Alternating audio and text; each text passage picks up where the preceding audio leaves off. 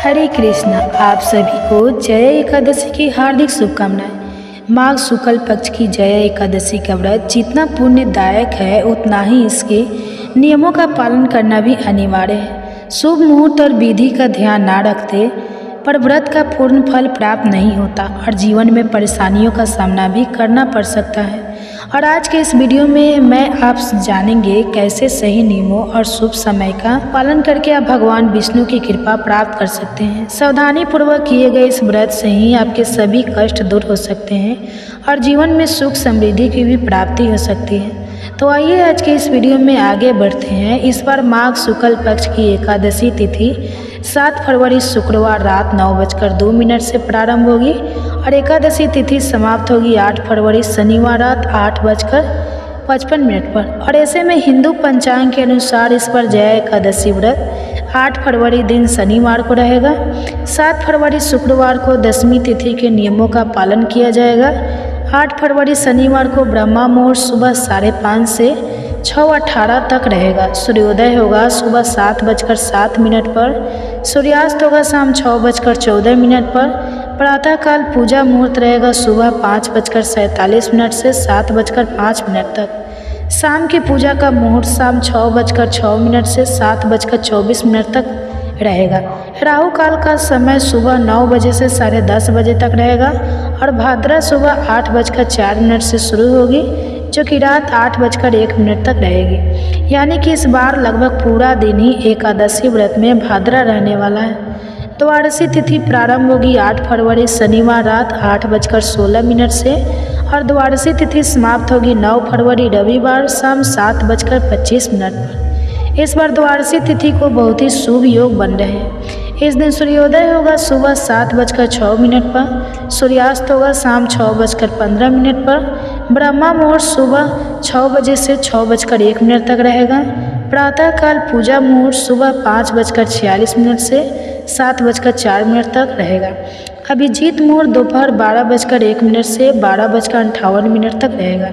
त्रिपुष्कर योग का शुभ संयोग इस बार शाम 5:53 से 7:02 तक रहेगा जो कि अपने आप में बहुत ही दुर्लभ और शुभ योग है। अमृत काल सुबह 7:58 से 9:34 तक रहेगा और राहु काल शाम 4:30 बजे से 6 बजे तक रहेगा। हरिवासर का समय समाप्त होगा 9 फरवरी रविवार को सुबह 2:01 तक। देखा जाए तो 8 फरवरी शनिवार की मध्य रात्रि का ये समय होगा।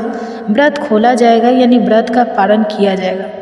9 फरवरी दिन रविवार को सुबह 7:07 से 8:55 के बीच में। हालांकि जो लोग किसी कारण से सुबह व्रत ना खोल पाए और दोपहर में 1 से 3 बजे के बीच में भी व्रत खोल सकते हैं क्योंकि इस पर द्वादशी तिथि रविवार को सारा दिन रहने वाली है।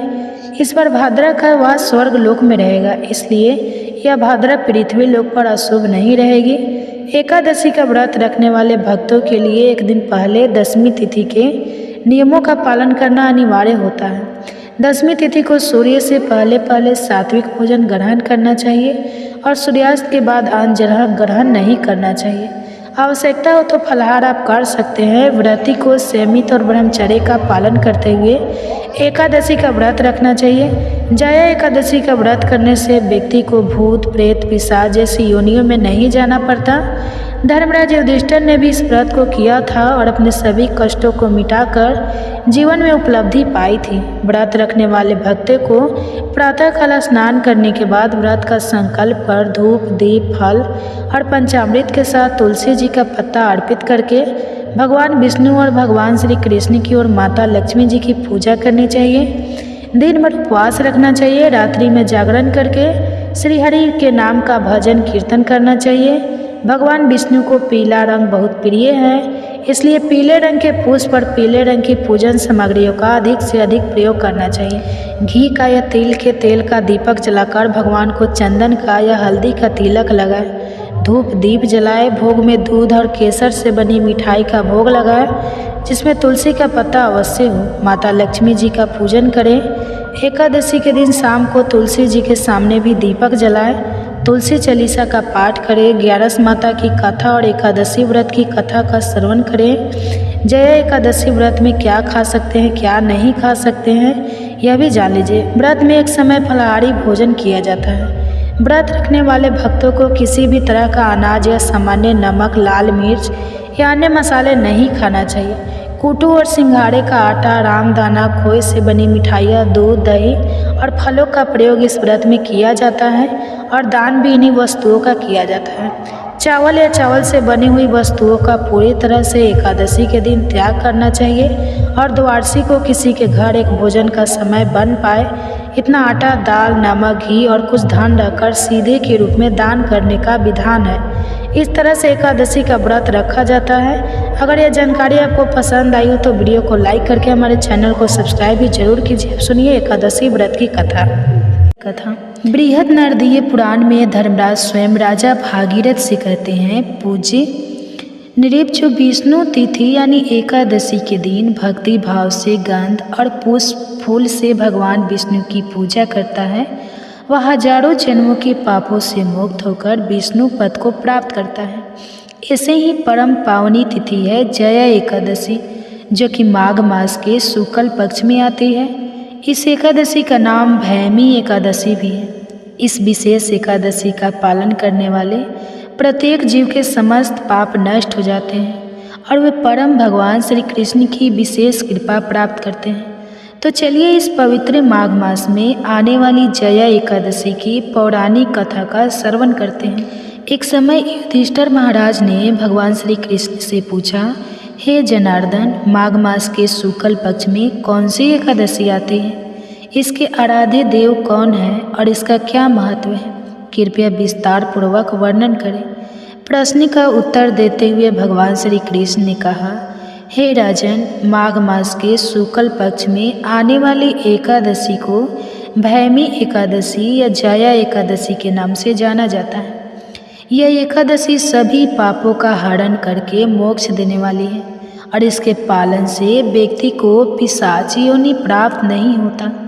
इस प्रकार कहते हुए भगवान ने जया एकादशी की कथा कहनी प्रारंभ की। एक समय देवताओं के राजा इंद्र परिजात से सुशोभित नंदन वन में अप्सराओं के साथ विहार करने आए हुए थे।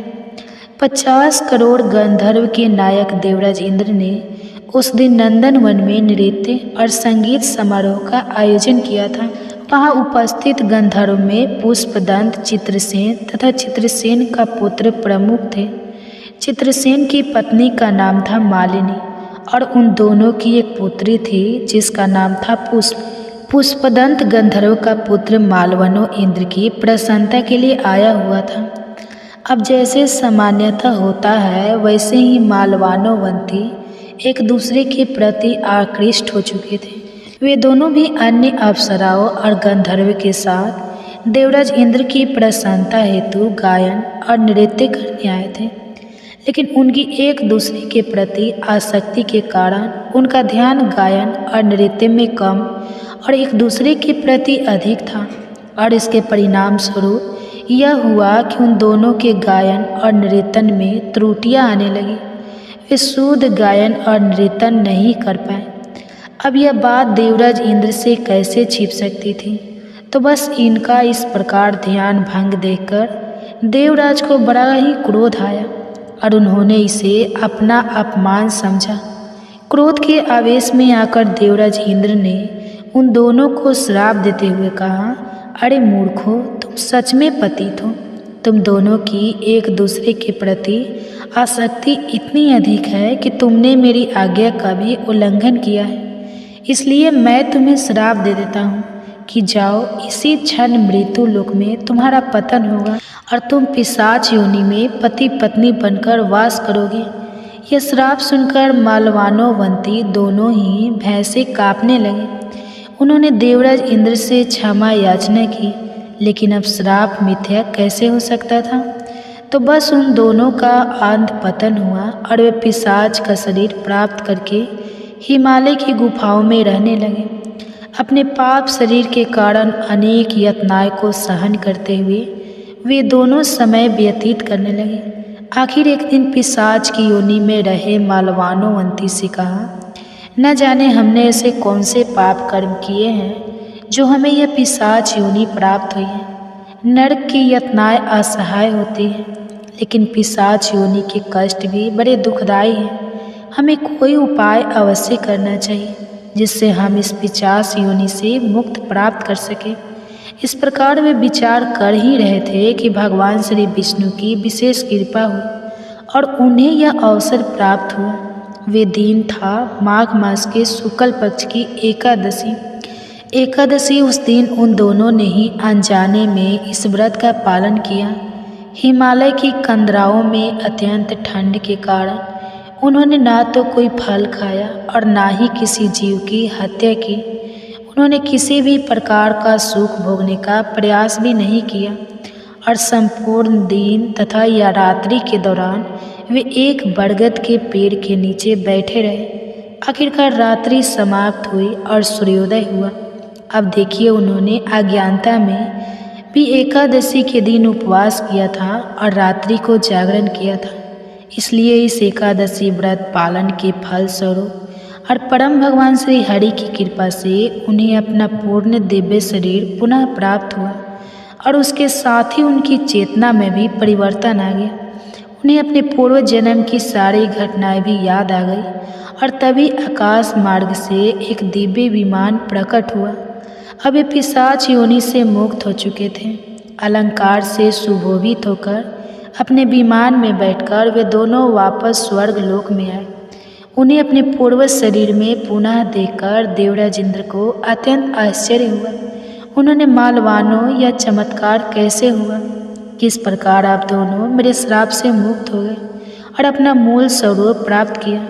देवराज इंद्र का प्रश्न सुनकर मायवान ने बड़ी ही विनम्रता से उन्हें बताया कि भगवान श्री हरि की कृपा से और जया एकादशी व्रत के पालन से उनके जीवन में यह चमत्कार हुआ था। यह सुनकर देवराज इंद्र भी बड़े प्रसन्न हुए और उन्होंने बड़े आदर से उन दोनों का स्वागत किया और कहा, भगवान श्री हरि की शरण में जाने वाले और उनकी कृपा प्राप्त करने वाले जीव मेरे लिए भी पूजनीय है। इसलिए अब आप दोनों पुनः अपने अपने पूर्व स्थान को ग्रहण कर सकते हैं। तो इस प्रकार कथा का समापन करते हुए भगवान श्री कृष्ण ने युधिष्ठिर महाराज से कहा, हे निरूप श्रेष्ठ, प्रत्येक व्यक्ति को इस परम पवित्र जया एकादशी व्रत का पालन अवश्य करना चाहिए। इसका पालन करने से सभी यज्ञ और दान का फल प्राप्त होता है। इस एकादशी कथा का मात्र श्रवण या पठन करने से भी व्यक्ति को अग्नि अष्टोम यज्ञ का फल प्राप्त होता है। तो यह थी आज की जया या भैमी एकादशी की संपूर्ण व्रत कथा। आज का दिन अत्यंत विशेष है क्योंकि हमारे शास्त्र बताते हैं कि एकादशी जैसी पवित्र तिथि पर किया गया कोई भी आध्यात्मिक कार्य जीवात्मा को अनंत गुना अधिक फल प्रदान करता है। और शीला प्रभुपाद भी हमेशा कहते थे कि एकादशी पालन का अर्थ है संपूर्ण दिन में अधिक से अधिक हरे कृष्ण महामंत्र का जाप करना, यानी हरे कृष्ण कृष्ण कृष्ण हरे हरे, हरे रामा राम राम हरे हरे। अब देखिए, एकादशी के दिन हम उपवास करते हैं और उपवास का वास्तविक अर्थ क्या है? उप यानी नज़दीक और वास यानी रहना, अर्थात उस दिन अधिक से अधिक भगवान के नज़दीक रहना। और यह तभी संभव है जब एकादशी के दिन हम सदैव हरि नाम का स्मरण, चिंतन और कीर्तन करें। एकादशी के दिन अपनी चेतना को शुद्ध बनाए रखना अत्यंत आवश्यक है क्योंकि तभी हमें एकादशी का संपूर्ण फल प्राप्त होता है। इसलिए प्रयास करना चाहिए कि इस दिन क्रोध करना, झूठ बोलना, असक्त करना, पर निंदा करना, आलस करना, आवश्यक से अधिक सोना, इंद्रिय भोग करना इत्यादि सभी चीज़ों से बचकर रहना चाहिए। एकादशी के दिन अपने समय और मन पर विशेष ध्यान रखना चाहिए। और हम जानते हैं कि यह कार्य इतना आसान नहीं है, लेकिन इसे सरल बनाने का एक ही उपाय है और वो है एकादशी के दिन हमेशा हरे कृष्ण महामंत्र का जाप करते रहना। इससे अपने आप अपने मन और समय को नियंत्रित कर पाएंगे। यह हमारा विश्वास है और अनुभव भी। जया एकादशी के अगले दिन यानी द्वादशी पर निर्धारित समय पर उसका पालन करना भी उतना ही आवश्यक है। और फिर इस बार आने वाली द्वादशी तो अत्यंत विशेष है क्योंकि यह बड़ा द्वादशी है, यानी यह वही दिन है जब भगवान विष्णु ने वराह का स्वरूप धारण करके इस पृथ्वी को जल मग्न होने से बचा लिया था। इसलिए द्वादशी तिथि पर निर्धारित पारण समय पर करना चाहिए। एकादशी के दिन किसी सुयोग्य ब्राह्मण या वैष्णव को यथोचित दान अवश्य दें और उसके बाद आप भी भगवान को अर्पित अन्न प्रसाद के साथ एकादशी व्रत का पारण करें। और इन प्रमाणभूत कथाओं को बनाने में बहुत मेहनत लगती है, इसलिए ये कथा आपको अच्छी लगी तो वीडियो को लाइक करें और कमेंट बॉक्स में हरि का नाम जरूर लिखें। अब सुनिए भगवान विष्णु और सत्यभामा की बहुत ही सुंदर कथा। भगवान श्री कृष्ण और सत्यभामा जी की एक बहुत ही अद्भुत और रोचक कथा। एक बार की बात है, देवर्ष नारद जी देवराज इंद्र के यहाँ से द्वारिकापुरी जा रहे थे। नारद जी देवराज जी के वहाँ से पारिजात वृक्ष का एक पुष्प लेकर आए थे और उन्होंने वह पुष्प द्वारिकाधीश जी को अर्पित किया। वह सुंदर पुष्प ठाकुर जी ने रुक्मणी जी को दे दिया। नारद जी हमेशा वही कार्य करते हैं जो भगवान के मन में होता है और वे वही लीला करते हैं जिससे भगवत नाम रूप और महिमा का अद्भुत रूप प्रकाशित हो। द्वारिकाधीश जी को पुष्प अर्पित करने के बाद नारद जी सत्यभामा जी के महल में गए। नारद जी ने सत्यभामा जी से पूछा कि क्या स्वर्ग का पारिजात पुष्प उन्हें मिला। तब सत्यभामा जी को इस विषय में कोई जानकारी थी ही नहीं। अब नारद जी ने उनसे कहा कि मैं तो आपको श्री कृष्ण की सर्वोपरि प्राण प्रिया मानती हूँ, तो मुझे लगा कि प्रभु ने वह पुष्प आपको ही दिया होगा। लेकिन दासिया से पता करने पर ज्ञात हुआ कि वह पुष्प तो भगवान ने रुक्मणी जी को दे दिया था। नारद जी ने कहा, इसका मतलब श्री कृष्ण रुक्मणी जी से ज़्यादा प्रेम करते हैं। अब यह बात सुनते ही सत्यभामा जी रूठकर बैठ गई।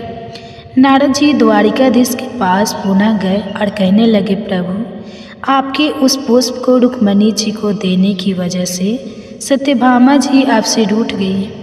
तब ठाकुर जी ने पूछा, यह बात सत्यभामा जी को कैसे पता चली। नारद जी ने कहा, प्रभु मैं ही गया था उनके पास, ऐसे ही बात बात में यह बात मेरे मुंह से निकल गई। अब ठाकुर जी ने नारद जी की तरफ देखा और मुस्कुराए कि नारद जी कोई ना कोई ऐसी लीला करते ही रहते हैं। जब प्रभु सत्यभामा जी के समीप आए तो उन्होंने कहा कि वह पुष्प भले ही नारद जी वापस ले जाते, लेकिन उसे रुक्मणी के पास नहीं जाना चाहिए था। ठाकुर जी ने सत्यभामा जी को मानते हुए कहा कि चिंता मत करो, मैं वास्तव में तुमसे ज़्यादा प्रेम करता हूँ। रुक्मणी जी को तो मैंने केवल पुष्प दिया है, तुम्हारे लिए तो मैं वह पारिजात वृक्ष लाकर ही तुम्हारे आंगन में लगा दूंगा। यह बात सुनते ही सत्यभामा जी हो गई। इधर पृथ्वी के पुत्र भौमासुर का जब अत्याचार बढ़ा तो देवराज इंद्र ने श्री द्वारिकाधीश की शरण ली और उनसे सारे देवताओं को बचाने की प्रार्थना की। सत्यभामा जी साक्षात पृथ्वी देवी का रूप है। भौमासुर अर्थात नरकासुर पृथ्वी देवी का पुत्र था। पृथ्वी देवी ने भगवान से वरदान मांगा था कि मेरे पुत्र को मेरे कहे बिना आप कभी नहीं मारेंगे। इसलिए सत्यभामा जी की आज्ञा के बिना भौमासुर का वध नहीं किया जा सकता था। इसी वरदान के कारण भौमासुर अत्यंत अत्याचारी बन गया था और कोई देवतागण उसे मार नहीं पा रहे थे। जब श्री कृष्ण भौमासुर से लड़ने के लिए निकले तो उन्होंने सत्यभामा जी को बताया कि भौमासुर का आतंक बहुत बढ़ गया है, इसलिए आप ही मेरे साथ चले। भौमासुर ने सत्यभामा जी के सामने प्रभु पर शस्त्रों की वर्षा कर दी। श्री कृष्ण प्रेम में पगी हुई सत्यभामा जी यह भूल गई कि भौमासुर पृथ्वी के अंश से ही प्रकट हुआ था। उन्होंने श्री कृष्ण से अनुरोध किया, हे नाथ, इसे शीघ्र मार दीजिए। प्रभु सत्यभामा जी का वरदान पूरा करने के लिए ही रुके हुए थे और फिर उनके कहते ही प्रभु ने भौमासुर को मार गिराया, उसका वध कर दिया। अब भौमासुर को मारने पर देवलोक में देवराज इंद्र ने देवताओं सहित भगवान की बड़ी स्तुति पूजा की। तब प्रभु ने इंद्र को पारिजात वृक्ष देने के लिए कहा, क्योंकि सत्यभामा जी उसे अपने आंगन में लगाना चाहती थी। इस पर इंद्राणी ने पारिजात वृक्ष देने के लिए मना करते हुए कहा कि यह वृक्ष मृत्यु लोक के योग्य है ही नहीं, इसलिए मैं इसे नहीं दे सकती। यह तो केवल स्वर्ग लोक में होना चाहिए। देवराज ने इंद्रनानी को याद दिलाया कि वह सर्वप्रथम प्रभु है, जिन्होंने अभी भूमा असुर को मार गिराया है, जिस पर देवताओं का कोई प्रभाव नहीं पड़ रहा था। लेकिन रानी भी हट करने लगी और वह परिजात का वृक्ष देने के लिए तैयार ही नहीं हुए। कुछ देवतागण भी उनके पक्ष में आकर भगवान का विरोध करने लगे, यहाँ तक कि वह भगवान से युद्ध करने के लिए भी तैयार हो गए और उन्होंने प्रभु को कुछ कठोर शब्द भी कहे। उनका कहना था कि मृत्यु लोक में देवलोक का वह वृक्ष नहीं जाएगा। तब प्रभु ने कहा, इन्हें मेरी द्वारिकापुरी मृत्यु लोक नजर आती है। अभी तक तो आप सभी, अगर भौमासुर का वध ना होता तो तुम्हारे हाथ में तो स्वर्ग भी नहीं रहता, और तुम मांगने पर अब एक वृक्ष भी नहीं दे रहे हो। श्री कृष्ण ने गरुड़ जी को परिजात वृक्ष को उखाड़ने की आज्ञा दी। आज्ञा पाते ही गरुड़ जी ने वृक्ष को बड़ी आसानी से अपनी चोंच से उखाड़ और अपनी पीठ पर रख लिया। भगवान ने गरुड़ जी को उन अहंकार ग्रस्त देवताओं को थोड़ी लीला दिखाने का संकेत किया। गरुड़ जी ने केवल एक पंख से प्रहार किया तो सहस्त्र देवता मूर्छ होकर गिर गए। तब इंद्र ने प्रभु को प्रणाम करते हुए कहा कि हम लोगों से जो त्रुटि हुई हो, हे प्रभु, उसके लिए हमें क्षमा करें। ठाकुर जी, सत्यभामा जी और परिजात वृक्ष अब सब करुण जी पर विराजमान होकर वापस आ गए। परिजात वृक्ष को सत्यभामा जी के महल में लगाया गया।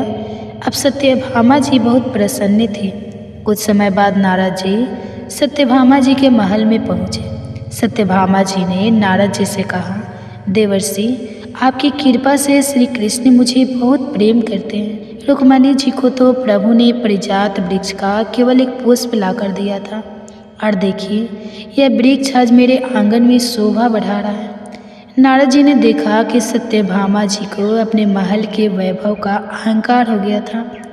सत्यभामा जी के पिता को सूर्य भगवान से सेमतक मणि मिली थी। वह मणि 8 भाग सोना रोज पैदा करती थी, और अब परिजात वृक्ष भी उनके पास आ गया था। भगवान को दैन्य अच्छी लगती है, गर्व नहीं। और जिस भक्त के मन में गर्व आ जाए, जिस भक्त के अंदर अहंकार आ जाए, भगवान उसे चूर चूर कर ही डालते हैं। नारद जी ने सत्यभामा जी से कहा कि श्री कृष्ण तो आपसे बहुत प्रेम करते हैं। सत्यभामा जी ने कहा, आपकी कृपा है नारद जी। नारद जी, आप क्या मुझे कोई ऐसा उपाय बता सकते हैं कि श्री कृष्ण सबसे ज़्यादा मुझे ही केवल प्यार करें और मुझसे एक पल के लिए भी कभी दूर ना जाए। नारद जी ने कहा, देवी, अगर किसी भी प्रिय वस्तु को दान कर दिया जाए तो वह बहुत लंबे समय के लिए प्राप्त हो जाती है। अब सत्यभामा जी ने सोचा कि मुझे तो सबसे अधिक प्रिय श्री कृष्ण ही हैं, तो वह श्री कृष्ण को ही दान में देने के लिए तैयार हुए। ब्राह्मणों को बुलाया गया और सत्यभामा जी से संकल्प कराया गया कि वह श्री कृष्ण का दान नारद जी को करती हैं। जब भगवान श्री कृष्ण आए तो नारद जी के दान के अनुसार उन्हें अपने हाथ चलने को कहा। प्रभु ने पूछा, क्यों? नारद जी ने उन्हें बताया कि सत्यभामा जी ने आपको मुझे दान में दे दिया है, अब तो आपको मेरे साथ चलना होगा। सत्यभामा जी ने नारद जी के आगे हाथ जोड़े और कहा कि देवर्ष, आप कह रहे थे कि प्रभु मुझसे कभी एक क्षण के लिए भी दूर नहीं होंगे। मैंने तो इसलिए दान किया है, किंतु आप तो प्रभु को ही लेकर जा रहे हैं। नारद जी ने पूरा शास्त्र ज्ञान उन्हें बताया कि आपके अगले जन्म में प्रभु हमेशा के लिए आपके ही हो जाएंगे। सत्यभामा जी बोली, आप जो कहेंगे बदले में मैं दे सकती हूँ, लेकिन मैं श्री कृष्ण को एक क्षण के लिए भी नहीं छोड़ सकती। तब नारद जी ने बताया कि अगर आप दान में दी गई वस्तु को पुनः प्राप्त करना चाहती हैं तो उसके बार बार की कोई वस्तु मुझे दे दीजिए। देवर्षि ने पूछा कि श्री कृष्ण को प्राप्त करने के लिए श्री कृष्ण के बराबर कोई वस्तु है देवी आपके पास? तब सत्यभामा जी ने कहा कि एक श्री कृष्ण क्या, मैं तो अनेकों तोल दूंगी। नारद जी उनका यही भ्रम तो मिटाना चाहते थे।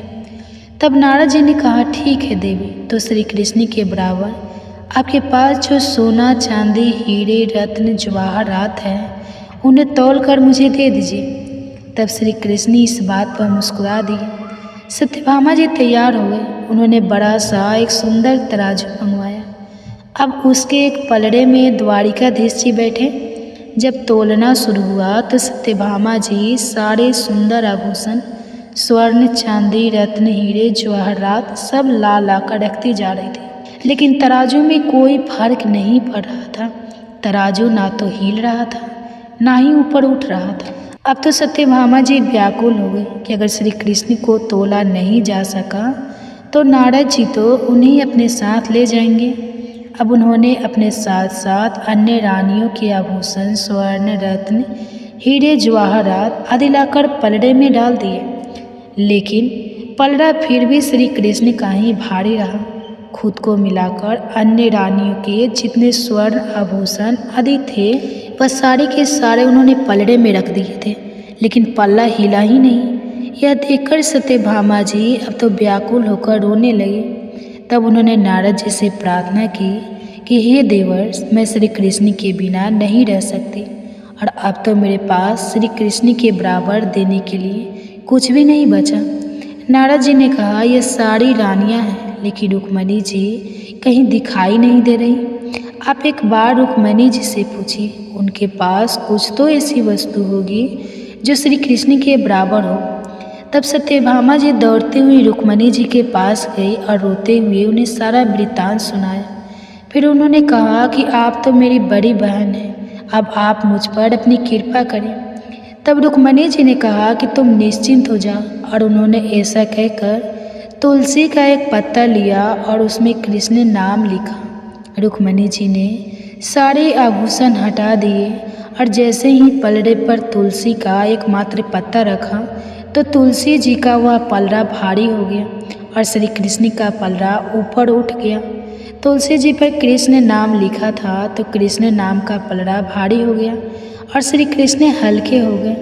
नारद जी और रुक्मणी जी मुस्कुराकर सत्यभामा जी से कहने लगी, देखो प्रीतम को कैसे तोला गया। नाम से श्री कृष्ण को आप किसी सोने, चांदी, रत्नों से नहीं तोल सकते, क्योंकि श्री कृष्ण का नाम तो उनसे भी भारी है। इसलिए भगवान के भक्तों को कभी भी अपने पास जो कुछ भी हो उसका अहंकार नहीं करना चाहिए, बल्कि सच्चे मन से श्रद्धा के साथ केवल और केवल भगवान का नाम ही जपना चाहिए। तो यह थी आज की कथा। सभी मिलकर प्रेम से बोलिए बांके बिहारी लाल की जय, श्री कृष्ण भगवान की जय।